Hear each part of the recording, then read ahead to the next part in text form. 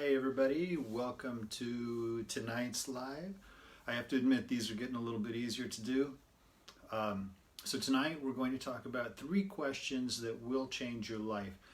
And this is something that I'm sort of borrowing from Tony Robbins. So if you were in LA last weekend, this is going to sound familiar to you. If you've ever been to UPW, this is going to sound familiar to you. But with a little twist, I put my own thing on it. But you'll recognize these questions. But first, a little accountability check. Back on New Year's Eve, I did my first live, and we talked about New Year's resolutions and how best to sort of bring those to fruition. And hopefully those are going great for you. So here we are, endish of March, and your New Year's resolutions are probably either in full swing or not swinging at all anymore. So we got to talk about that just a little bit, because we can't just give up on those. We've got to keep digging in. And the reason that those are really hard is because they're stressful. And they're stressful because we tend to overthink things. See, people don't do things, people don't not do things because of ability or because of want. It's because of focus. And so like a New Year's resolution might be to exercise. So let's use exercise. And we all know that we should exercise. I think we can all agree on that. But if I ask you who exercises regularly, a few of us do, because we know that we need to. But even though we know that we need to, there are many of us who don't exercise regularly. So we have to try to find out why. And the leading, I guess, excuse for not exercising is, I just don't have time to do that. And time is tied to emotion. We tend to focus not on what we want, but the emotion that we draw from it. So let's think of exercising. You might have a person who is saying, well, I need to run 10 miles today, but hopefully I can get past the second mile because it's just hard, I'm not feeling it. And so it's going to be a rough run. You might have somebody who says, well, I need to go lift my weights, but I know that tomorrow I'm going to be so super sore, so I don't know. And then you have a person who maybe says, well, I got to find a babysitter, I got to get to the gym, I got to deal with sweaty equipment and music I don't like and people staring at me and whatever the case may be. All of those people are tying exercise directly to some form of pain. So they're not focusing on their want, on what they want, but instead they're focusing on what's painful. And anytime we associate anything with pain, our brains are going to automatically try to avoid that. Those are the over-chunkers. They're thinking in big chunks of things, and they're not seeing the outcome, they're seeing the process. They're trying to eat the whale whole instead of dicing it up into bite-sized chunks. Now, we don't want to dice it too small because then we become under-chunkers. Under-chunkers are the people who are lost in the details of things. So if we have to clean our house, the under-chunkers would say, well, I'm going to start in the bathroom because that's the dirtiest. I have to clean the toilets. Nobody likes to clean the toilets. That's disgusting. I have to wipe the floors, make sure to get in the corners around the toilets. I got to do the mirrors, countertop. Oh, I'm doing mirrors. That means I have to do windows also. All the windows in the house are disgusting. And so I have to do those. I have to do the dishes. I have to do the laundry. Have you seen the laundry at the end of the hallway in the hamper? Speaking of which, have you seen the laundry on the kids' floors and the toys in the kids' floor? Oh yeah, there's toys in the basement. These are the under-chunkers. And so they're talking themselves out of doing anything before they even get started on it. They're also associating it with some form of a pain, not necessarily a physical pain, but an emotional, mental sort of a pain. Now the big thing that we hear is, well, it's going to be a hard run. The house is really dirty, so maybe I'll just do it tomorrow. I can always do it tomorrow. But the problem with that is that when today becomes tomorrow, tomorrow then is today, and we're still associating these things with pain, and our brain is still not going to let us do them. And so we put it off till tomorrow and then till tomorrow, and we never ever do them. Now think about us. What happens to us when we continuously break promises to ourselves like that? It becomes really, really hard. And eventually we become the kind of person who doesn't even trust our own judgment or trust that we can make a real honest decision. And so that's another pain that we have to deal with. So the 3 questions that will change your life. from Tony again, and he puts an acronym to him, RPM. So the first question is, what is my result? What is my outcome? Now you have to be crystal clear with whatever your outcome is supposed to be. Clarity is power. So if you say, well, I want to make some more money with my business. Well, here's $1, go away. I would like to lose some weight. Oh, you lost a pound, you're done. We have to be very, very clear about what those outcomes are and make yourself accountable. By doing so, what you're going to do is tell people what your outcomes are. By telling people, you make it a reality. Also, write them down. Make a list. Do this every day. So all of your outcomes, whatever it is, business, finance, relationships, health, whatever it is, on down the line, create an outcome for that. And then place that list someplace wherever you go, you see that list. You see your outcomes.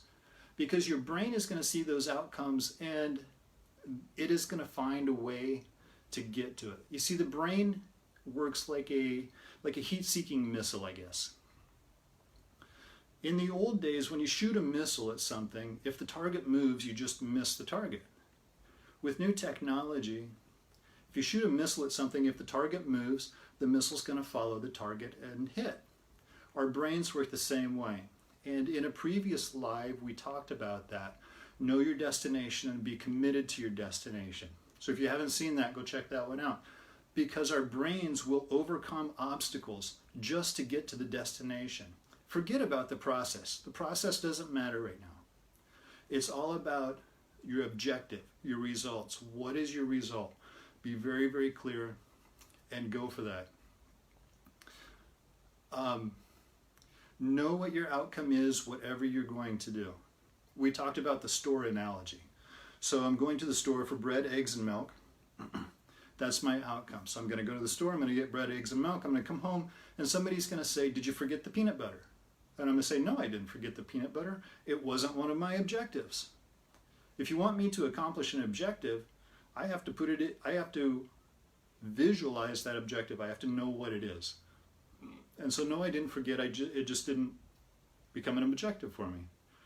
Whenever I pick up the phone, I have an objective. I have something I want to accomplish, even if it's just getting to know somebody better or talking a little bit. But if somebody says to me, I need you to call so-and-so and find out what the plans are for Thanksgiving. So I'll call, what's the plans for Thanksgiving? Got it? Thanks, bye. So I'll get off the phone and somebody will say, well, how's the weather like over there? How's so-and-so feeling? What are they up to today? I'll say, I don't know, that wasn't one of my objectives. I can turn a 30-minute phone call into a 2-minute phone call pretty quickly. Because I have an objective and I stay true to that objective. Now, sometimes I vary, we all do that, and it happens, but the point is to be clear with your objectives and shoot for those. The second question to ask yourself is, what is my purpose? Now, this is the big one, because this is your why, this is your emotional driver. Now, don't focus on the action, focus on your why. Now, change is never a matter of ability or want. It's always a matter of motivation. Now, before, early on in this live, we said it's a matter of focus. Now I use the term, it's a matter of motivation, because motivation, your why, your emotional drive, is going to create your focus. Now, Tony puts us through the 7 layers of your why, your emotional drive. And it's like peeling away layers of an onion. So if it's exercising, well, why do you exercise? Well, to get healthy. Good. So why do you want to get healthy? To live longer. Well, good. Why do you want to live longer? Well, to watch my kids grow up and to get to know my grandkids. That's great. Why? And you keep doing this for 7 times, and eventually you're going to get to the real core of your emotional drive. This is something that is probably going to bring you to tears, because that's your real why. That's what's really driving you. So find that, get a hold of that, and let that control you. And the third question to ask yourself is really a statement, but you must move with massive intentional action. And you've heard me say this before. And I throw in the word intentional because massive action, you can flit around the house all day long, but you're not going to accomplish anything. There's no outcome to it. So your action must be intentional towards your outcome, towards your goal. Now with that, don't mistake motion for achievement. Just because you're moving doesn't mean you're achieving. It doesn't mean you're meeting any outcomes. Think of a teacher that you may have had, and maybe your kids have these teachers. They send home like word finds and crossword puzzles and things like that. And I look at it and I think, what's the outcome in this? This is just busy work. And I know the teachers are going to say, well, it helps reinforce the word because they see it through repetition. Oh, baloney. It's just busy work and you know it. Give them something with a solid outcome so they can accomplish something. Meetings, depending on what you do, maybe you get to attend meetings at work. As a professor, I got to attend many meetings. I actually worked for an institution who we had a bunch of committees, and we had a committee on committees. And we had meetings, I'm not even making this up, we had meetings, faculty meetings, to see if we should have a faculty meeting. It made no sense to me. It's just busy work. It's having a meeting for the sake of having a meeting.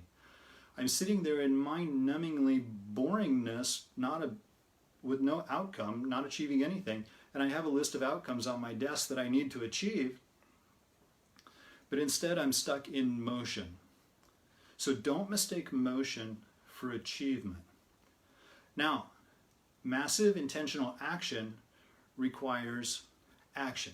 And so many of us make a list of actions that we must do to accomplish our outcome or to obtain our result. How many of you have made a list and you've done the first two actions and you've already accomplished your outcome? You don't have to do any of those other actions. Sometimes that happens and I'm like, I feel like I need to be doing something, but I don't need to because I've already accomplished my outcome. I can move on to the next outcome, or I've just freed up a whole bunch of time for myself. So it's okay to make lists, but you're always working towards that outcome. That's the big thing, the result. How many times have you watched somebody doing something and you think, wow, that looks like a lot of work. Why don't they just do this? It's because you're looking at it from a third-person point of view and you're already seeing the outcome. You know what they want to accomplish.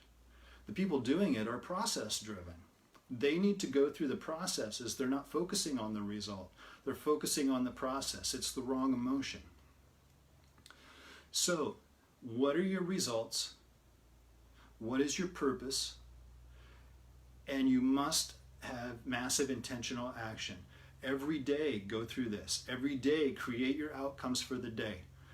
Discover your why for those outcomes, whatever they may be. Make a list of your massive intentional action, the things you must do to accomplish your goal, to get to your result. When you start doing this, I admit it's going to take you a little while. You're going to have to think about things. I know what my outcome is, but really what's driving me? That's going to be the hard one. And then what do I need to do to accomplish that goal, to get my result? That one's going to be a little bit easier. The more you do this, I promise you it's going to get faster and faster and faster, and pretty soon your brain is going to go into autopilot. You're going to know your objectives. You know what you need to accomplish for your business, for your health, for your relationships, for your finances, whatever it might be. Your brain is going to kick in and know its why right away because you've already done some of that searching. And to find the steps to get to your goal, just go directly to your goal. Let your brain find the easiest, fastest way to do it and just let it go. Don't fight with it. When you go through these steps, just don't make it overwhelming. Remember to keep it simple, very, very clear and concise, short and to the point. Get to your results and make those happen for you. Be moved to actuate. That's about your why. Be emotionally driven so that you take the action to get to your result, to get to your outcome. Now, all of these questions will change your life. And if you've been asking yourself some questions and you're not getting the results you wanted, maybe you're asking the wrong questions. Change your questions and change your life. All right, so thanks for joining me tonight. You guys, I hope you have a great rest of your week, whatever part of the world you're watching from. So be sure to comment, be sure to share, and I will see you guys next time. Thanks.